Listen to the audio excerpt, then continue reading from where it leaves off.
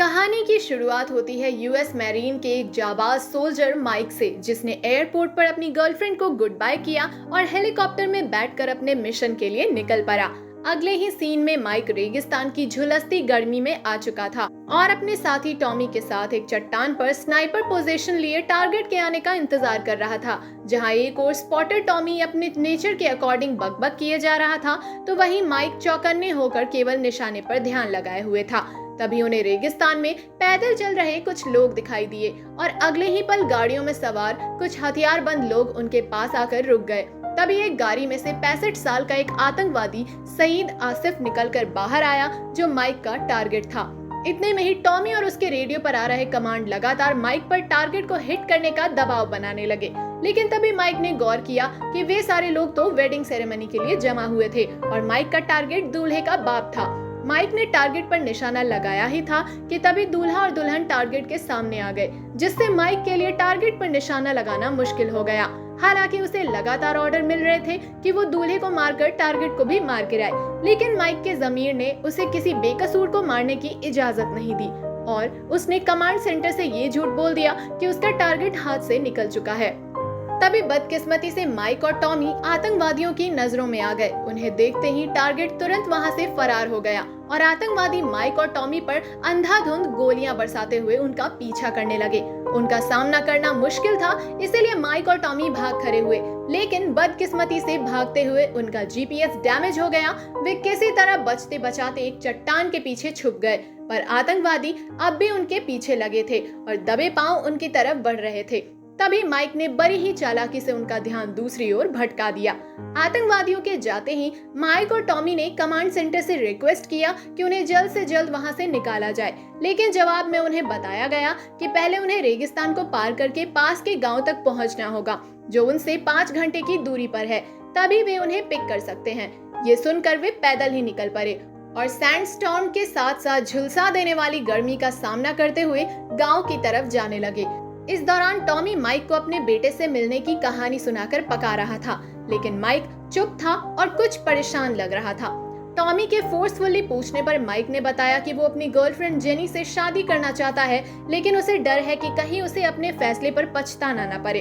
ये सुनकर Tommy mic पर हंसने लगा, लेकिन साथ ही उसने माइक को एडवाइस दिया कि शादियों में अक्सर शुरुआत समय काफी मुश्किल भरा होता है, लेकिन वक्त के साथ रिश्ते मजबूत होते जाते हैं। इस तरह वे बातें करते चले ही जा रहे थे कि तभी हवा से उड़कर एक वार्निंग साइन उनके पास आ गया। माइक ने जब गौर से साइन बोर्ड को देखा तो उसे याद आया कि आज से 40 साल पहले उसी रेगिस्तान में 3 करोड़ 30 लाख लैंड माइन दफन कर दिए गए थे। हालांकि टॉमी को लग रहा था कि यह सिर्फ दुश्मनों को इस जगह से दूर रखने के लिए बर्बर लोगों द्वारा फैलाई एक अफवाह है, लेकिन माइक अब भी उसे गंभीरता से सोचते हुए आगे बढ़ने से झिझक रहा था। ये देख टॉमी माइक को ओवरथिंकर कहकर ताना मारता हुआ बेफिक्री से पीछे की ओर कदम बढ़ाने लगा। तभी एक क्लिक की आवाज आई और टॉमी के पैरों के नीचे दबा लैंडमाइन फट गया। उस धमाके से माइक एक पल के लिए बहरा ही हो गया था। माइक ने जैसे ही टॉमी की ओर एक कदम बढ़ाया, तभी उसे एक और क्लिक की आवाज सुनाई दी। बदकिस्मती से अब माइक ने भी लैंडमाइन पर पैर रख दिया था। माइक वहीं जम गया। उसके सामने जैसे ही धुएं का बादल छटा तो माइक ने देखा कि टॉमी अभी जिंदा था, पर उसके दोनों पैर धमाके में कट चुके थे। वो दर्द से तड़पता हुआ माइक को मदद के लिए आवाज लगा रहा था, लेकिन अगर माइक लैंडमाइन से अपने कदम उठाता तो लैंडमाइन फटने से उसकी भी मौत हो जाती।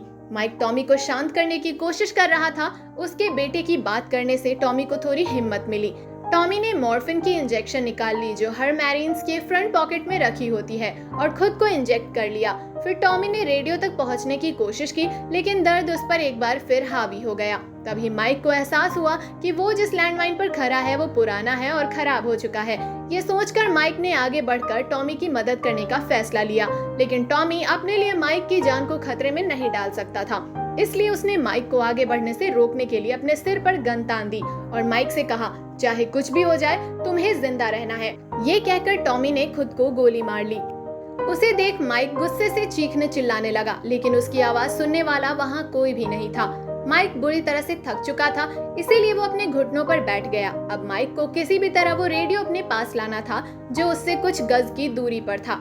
उसने अपने शू लेस से एक कुल्हाड़ी को बांधकर रेडियो वाले बैग की ओर फेंका और उस बैग को लाने में कामयाब हो गया। लेकिन बदकिस्मती थी, रेडियो की बैटरी डेड हो चुकी थी और एक्स्ट्रा बैटरी मर चुके टॉमी के पॉकेट में थी। ये देख माइक को बड़ी निराशा हुई, लेकिन तभी उसे एक आइडिया आया। उसने किसी तरह जुगाड़ करके रेडियो को सोलर पावर से चार्ज कर लिया और तुरंत अपने सुपीरियर से कांटेक्ट करके उसे रेस्क्यू करने की रिक्वेस्ट की।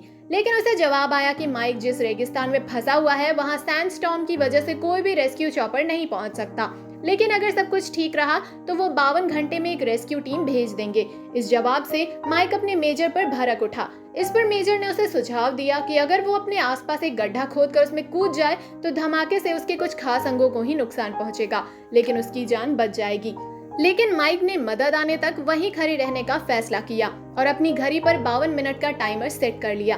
तभी एक और भयंकर सैंडस्टॉर्म माइक के पास से गुजरा, लेकिन माइक किसी तरह अपनी जगह पर डटा रहा। जब तूफान रुका तो माइक ने देखा कि तूफान से टॉमी की लाश उसके पास आ गई थी, जिससे उसे एक्स्ट्रा बैटरी तो मिल गई, लेकिन अब उसका रेडियो उससे बहुत दूर चला गया था। अब माइक को रेगिस्तान में फंसे घंटों बीत चुके थे। माइक भूख और प्यास से बेहाल हो चुका था। उसने हार मानकर खुद को गोली मारने का फैसला किया, लेकिन तभी उसने देखा कि एक बर्बर आदमी जिगजैग पैटर्न में चलता हुआ उसकी ही ओर आ रहा था। माइक ने इशारे में उसे बताने की कोशिश की कि वहां पर हर तरफ लैंडमाइन बिछा हुआ है, लेकिन वो आदमी बजाय माइक की बात सुने उसकी नकल उतारकर उसका मजाक उड़ाने लगा।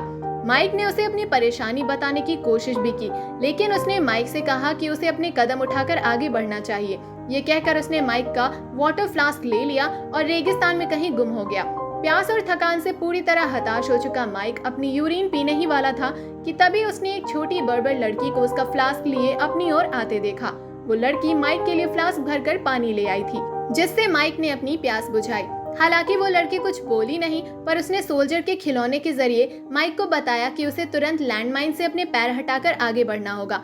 लेकिन माइक ने उसे समझाया कि वो एक कदम भी आगे नहीं बढ़ सकता, नहीं तो वो मारा जाएगा।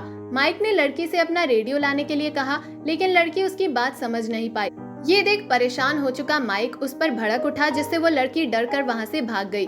जल्द ही रात हो गई और ठंड से बचने के लिए माइक ने किसी तरह आग जला लिया। तभी उसे अपने आसपास जानवरों के चलने की आवाजें सुनाई देने लगी। उस डिस्ट्रैक्शन से बचने के लिए माइक अपने फोन पर अपनी गर्लफ्रेंड जेनी की फोटोज देखने लगा। उनमें से एक वीडियो में जेनी माइक से बोल रही थी कि वो उसका इंतजार कर रही है। माइक को किसी तरह जंग में जीतकर जितनी जल्दी हो सके उसके पास आना ही होगा। माइक ये सोचकर बहुत ज्यादा इमोशनल हो गया कि वो दोबारा अपनी जेनी से कभी नहीं मिल पाएगा। वो अब अपने हालातों से तंग आ चुका था। माइक को नींद की एक झपकी सी आने लग गई, लेकिन जब वो नींद से जागा तो देखा आग अब बुझ चुकी थी। जल्दी उसे एहसास हो गया कि वो जंगली जानवरों से घिरा हुआ है। उसने अपनी बंदूक से उन्हें डराने की कोशिश की, लेकिन उसकी कोशिश नाकाम रही। काश उसने मैन वर्सेस वाइल्ड के कुछ एपिसोड्स देख लिए होते। जंगली जानवर टॉमी की लाश को घसीट कर ले गए, लेकिन एक जानवर माइक की तरफ बढ़ने लगा, पर माइक ने टॉर्च की रोशनी का यूज करके उसे शूट कर दिया। वो जानवर एकाएक लैंडमाइन में जा गिरा और धमाके से उसके चीथड़े उड़ गए। उसे देख सारे जानवर दुम दबाकर भाग गए। इसी तरह सुबह हो गई और वो बर्बर आदमी एक बार फिर माइक के पास आया।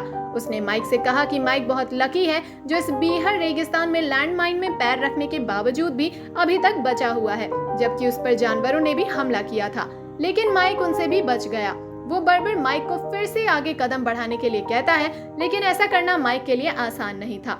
माइक ने उससे कहा, तुम्हें पता है कि लैंडमाइन किस किस जगह पर दबा है, इसीलिए तुम हमेशा ऐसे जिगजैग पैटर्न में चलते हो। इस पर बर्बर ने जवाब दिया कि वो नहीं जानता कि लैंडमाइन कहाँ है। वो बस जिगजैग पैटर्न में इसीलिए चलता है क्योंकि उसे ये सीधे चलने से ज्यादा सेफ लगता है। इन्हीं बातों के बीच माइक ने उसे अपना रेडियो लाने के लिए कहा। इस बार उस बर्बर ने माइक का रेडियो लाकर उसे दे दिया और अपने रास्ते निकल गया। तभी माइक ने अपनी घड़ी चेक की। मदद आने में अभी भी 24 घंटे बचे थे। माइक अब बुरी तरह थक चुका था, जिस वजह से धीरे धीरे उसे हेलुसिनेशन होने लगे। माइक ने देखा कि टॉमी दोबारा जिंदा हो चुका है।